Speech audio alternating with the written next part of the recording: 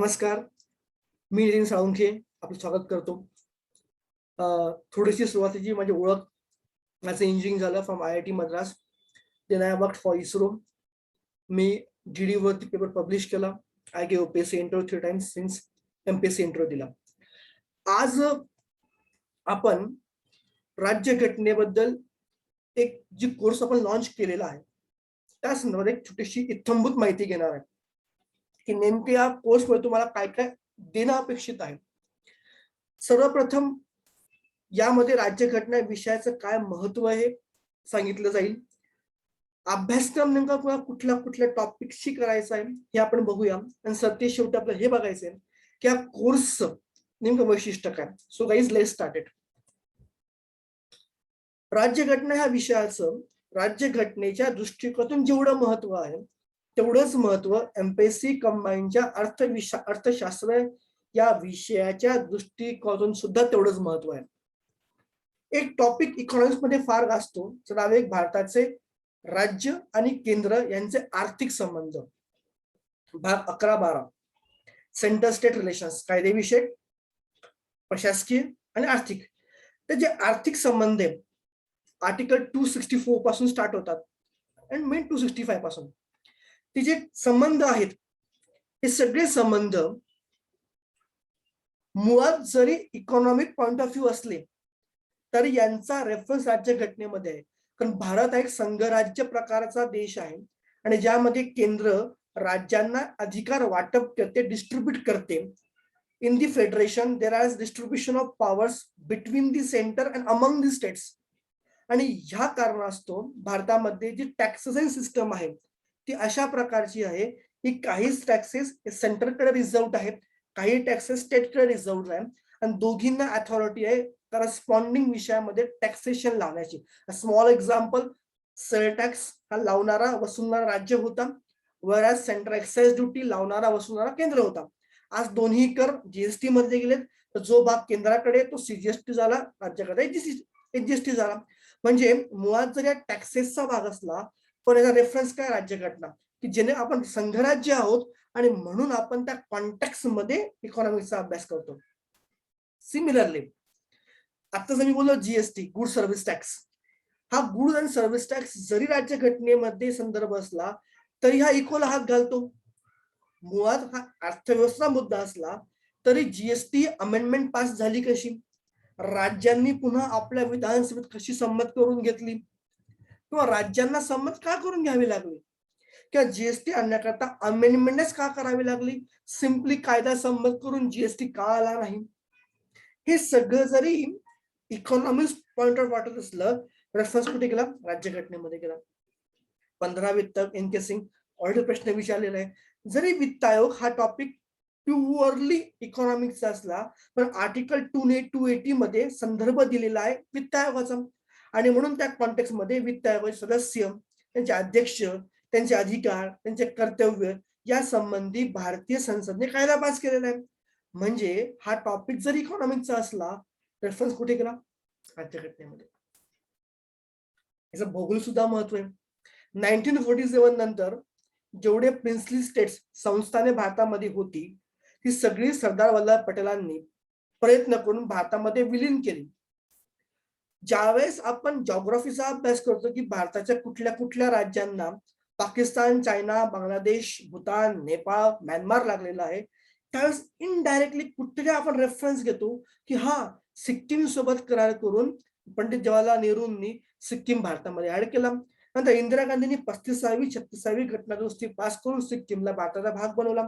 म्हणजे इनडिरेक्टली सिक्कीम हा जर जॉग्राफिकल पॉइंट ऑफ व्ह्यू असला पण सिक्कीम इंडिरेक्टली कुठे आला, राज्यघटनेमध्ये आला.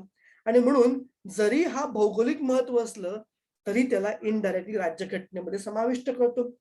1950 पूर्वी part 1, part A, part C अशी राज्य होती. 7वी घटना दुरुस्ती पास केली, आपण ते हटवलं.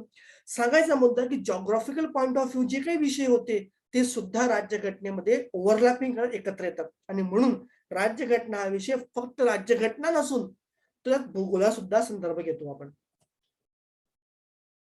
सिक्कीमची मी आता बोललो, चौग्याल सोबत करार केला होता नेहरूंनी, इंदिरा गांधींनी करार पास केला. याला ऐतिहासिक सुद्धा महत्व आहे. की 15 महिलांनी, ज्या महिलांनी स्वातंत्र्य लढ्यामध्ये भाग घेतला, अशा 15 विमेन्सनी भारतीय राज्यघटना बनवण्याकरता मोलाचे योगदान केलेले आहे. बाबासाहेब आंबेडकर असतील, महात्मा गांधी असतील, या सगळ्यांनी सॅम्युअल कमिशन पासून नेहरू अहवाल पासून सगळ्यांनी जे काही योगदान जे भारताच्या स्वातंत्र्य लढ्यात दिलं होतं, ते सगळं योगदान भारतीय राज्यघटना बनवण्याकरता उपयोगात आलं. आणि म्हणून राज्यघटना हा फक्त राज्यघटना नसून यात इतिहास सुद्धा समाविष्ट झाला. सांगायचा मुद्दा असा आहे की कॉन्स्टिट्यूशन किंवा राज्यघटना, पॉलिटिकल सायन्स हा फक्त एक विषय नाहीये. तर राज्यघटनेचा अभ्यास करताना तुम्हाला सायमल्टेनियसली एकाच वेळी इंडियन हिस्ट्री, इंडियन जिओग्राफी आणि इंडियन इकॉनॉमिक्सचा सुद्धा संदर्भ घ्यावा लागतो. आणि म्हणून राज्यघटना हा मुळात एक विषय नसून ह्या सगळ्यांचा एक संगम आहे, मिलाप आहे. आपल्या राज्यसेवेच्या आणि कंबाईनच्या एक्झाम पॉइंट ऑफ व्ह्यू आपण जर सिलेबस डिस्कस केला तर मी हा सिलेबस 2 भागात डिवाइड केलाय. एक प्युअर राज्यघटना, कोर कॉन्स्टिट्यूशन, की आर्टिकल नंबर 1 to 395 हे झालं प्युअर राज्यघटना. बरोबर आहे, कळतंय की राज्यघटनेत जे काही तुम्हाला सिलेबसला आहे, राज्यांची निर्मिती, नावगावं, मूलभूत हक्क, नागरिकत्व, कर्तव्ये, तत्वे, संसद, विधिमंडळ, राष्ट्रपती, न्यायमंडळ, राज्याचं, केंद्राचं, हे सगळं काय तुमचं प्युअर राज्यघटना. म्हणजे हा तुम्हाला 1 ते 395 आर्टिकलचा अभ्यास हा पहिला भाग झाला. आणि दुसरा भाग आहे राज्यघटनेवर आधारलेली शासन व्यवस्था, गव्हर्नन्स. काही देशांमध्ये हुकुमशाही आहे, पण भारतीय राज्यघटनामध्ये राज्यघटना आहे. सर्वात महत्वाचं भारतामध्ये संविधानवाद आहे, कॉन्स्टिट्युशनलिझम आहे. आणि म्हणून भारतामध्ये लोकशाही प्रकारची शासन प्रणाली निर्माण केली आहे. मग ती एक केंद्राची आहे, जे तुम्ही बघू शकता, एक राज्याची सुद्धा आहे. जसं केंद्राला संसद आहे, राज्याला विधिमंडळ आहे, केंद्राला राष्ट्रपती आहे, राज्याला तुमचं काय राज्यपाल, न्याय राज्यपाल आहे. तिकडे मुख्यमंत्री, प्रधानमंत्री, यांचं मंत्रिमंडळ, त्यांचं मंत्रिमंडळ, सर्वोच्च न्यायालय, उच्च न्यायालय. म्हणजे म्हणजे भारतीय राज्यघटनेमध्ये जो आराखडा मांडलेला आहे तो राज्यघटनेने स्वप्ने आणि उद्दिष्टे पूर्ण करण्याकरता आपण काय निर्माण केली, शासन प्रणाली. म्हणून 2 तुम्हाला सिलेबसला भाग आहे, एक प्युअर कोर कॉन्स्टिट्यूशन आणि दुसरं काय तुमचं त्यावर आधारलेली शासन प्रणाली. ह्या 2 भागामध्ये आपण आपला सिलेबस डिव्हाइड करतो. ह्या बॅच मध्ये जे रेकॉर्डेड बॅच आहे, या बॅच मध्ये कुठले कुठले topics that we are going to cover आपण ते घेणार आहेत. एकदा मी लिस्ट आउट करतो सो दॅट तुम्हाला क्लिअर कट अंदाज येईल what is going to be happened ट्रान्सपरन्सीसाठी. तर मी सुरुवात करणार आहे भारतीय राज्यघटने उत्क्रांती, की कसा 1773च्या नियंत्रणाचा कायद्यापासून 1950 पर्यंत कशा प्रकारे राज्यघटना उत्क्रांती झाली, इव्हॉल्व्ह झाली. राज्यघटनेची निर्मितीमध्ये कशी कोणी कोणी सहभाग घेतला, कुठल्या कुठल्या समित्या होत्या, उपसमित्या होत्या, यांचा अभ्यास. भारतीय राज्यांचे वैशिष्ट्य किंवा संघराज्य पण 100% नाहीये, हा अर्ध संघराज्य आहे, क्वासी फेडरल आहे, केसी बेअर म्हणतात. पण हा क्वासी फेडरल का आहे, बरोबर आहे. सिमिलरली भारतामध्ये जी न्यायमंडळ आहे ते एकरी पण आहे, स्वतंत्र पण आहे, लिखित राज्यघटना आहे, लवचिक पण आहे, ताठर पण आहे. ते काय वैशिष्ट्य आपण ते घेणार.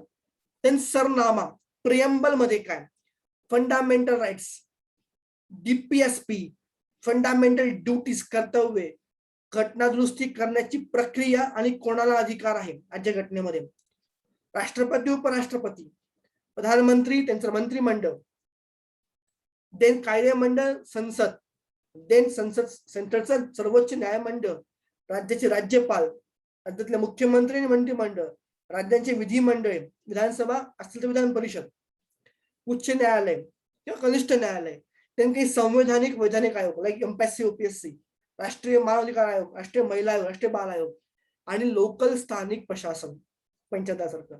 हा सगळा सिलेबस की जो सिलेबस राज्यसभा प्रीला पण आहे आणि कंबाईन प्रीला आहे, तो सगळा सिलेबस इथे बॅच मध्ये तुमचा कव्हर होणार आहे.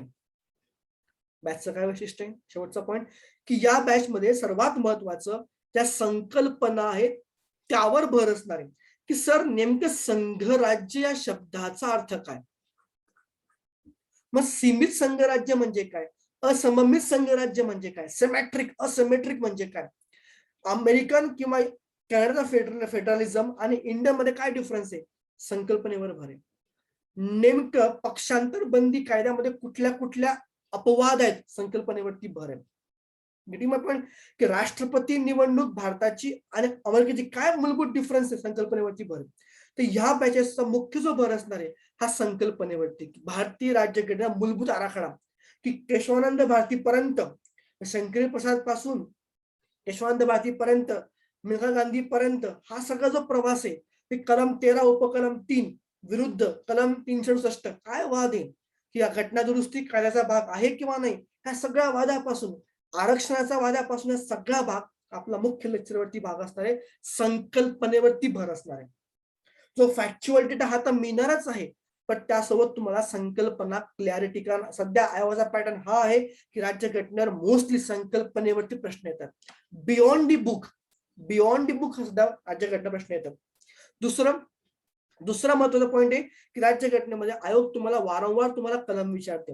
जनरली आपण 151 पाठ करतो पण आयोगाचा फार सुंदर अनुभव आहे की आयोग जनरली 250, 351, 354, 323 अशा कलम विचारतात आणि म्हणून जे इम्पॉर्टंट कलम आपल्याला एक्झाम पॉईंट ऑफ व्ह्यू आहे हे सगळे कलम तुम्हाला या बॅच मधून पाठ तुमचे होणार आहेत इनडिरेक्टली पाठ होणार आहेत. त्यानंतर या कोर्स मधला सर्वात महत्वाचा मुद्दा की तुम्हाला 50+ नवीन खटले जे खटले पुस्तकाच्या पलीकडे आहेत जे खटले तुम्ही अजूनपर्यंत कधी ऐकले नसतील पण बऱ्याचदा PSI मेन्सला राज्यसेवा मेन्सला असे खटले येतात ऐकलेच नाहीत असे 50+ नवीन खटले जे तुम्ही ऐकले ते घेणार असत पण नवीन सुद्धा खटल्यांचा तुम्हाला याचे संदर्भ मिळणार आहे जे खटले तुम्ही जे पुस्तक वाचतात त्या पुस्तकात दिलेले नाहीयेत पण एक्झाम मध्ये विचारलेत हे संपूर्ण खटले या कोर्समध्ये ते कव्हर होणार आहे. त्यानंतर शिकवताना मोस्टली मी कम्पेअर करून शिकवणार आहे.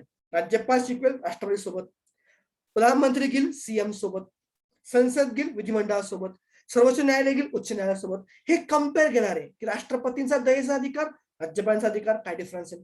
याला होईल काय आपण जेव्हा राज्याने कम्पॅरेटिव्ह अभ्यास करू त्यावेळेस तुम्हाला क्लिअर कट अंडरस्टँडिंग होईल आणि कन्फ्युजला चान्स शिल्लक राहणार नाही.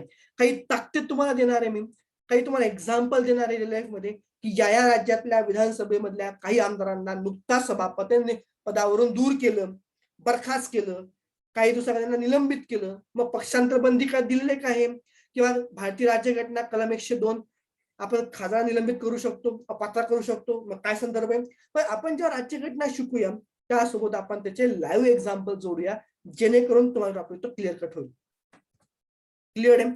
सो ह्या बॅचचं वैशिष्ट्य आहे आणि मला असं वाटतं की या बॅच मध्ये जे रिक्वायर्ड आहे हे सगळं देण्याचा मी सर्वोपरी प्रयत्न करत आहे.